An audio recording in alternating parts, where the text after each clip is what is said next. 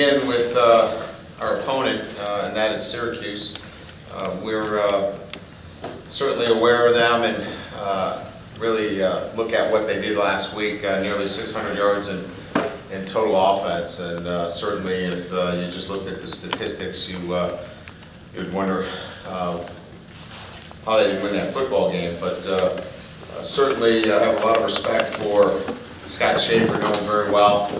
We got a chance to battle a lot when he was at Western Michigan, and know their offensive coordinator and defensive coordinator. They're a well-coached football team. I think, again, you start with Terrell Hunt, their quarterback, a big, physical, multi-dimensional quarterback who can run it and throw it.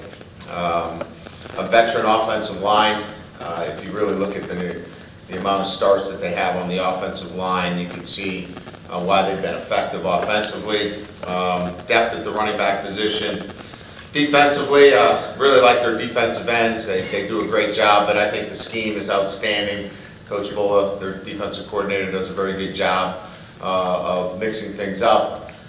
Gets you in third down, and again, this has been part of Coach Bulla and Scott Schaefer's hallmark. They do a great job of bringing different pressures out of their three-down packages and again, really confuse the quarterback and make it difficult for you. So we have our hands full there. We're going to have to do a great job with, protections and making sure that we, take care of down and distance. That's going to be really big for us. Some individual players, obviously, Cameron Lynch, they're real linebackers all over the field.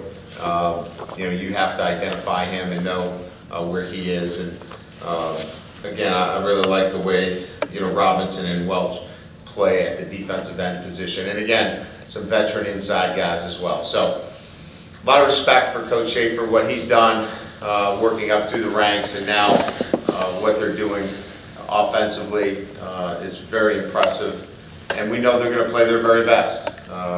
Playing in MetLife on national television, our guys know that just taking what Purdue did against us and how they played, we expect the same thing from Syracuse. They're going to play their very best. Looking at the red zone offense that you've had, what tweaks have you put in this year that you took away from last year that you've redone this year?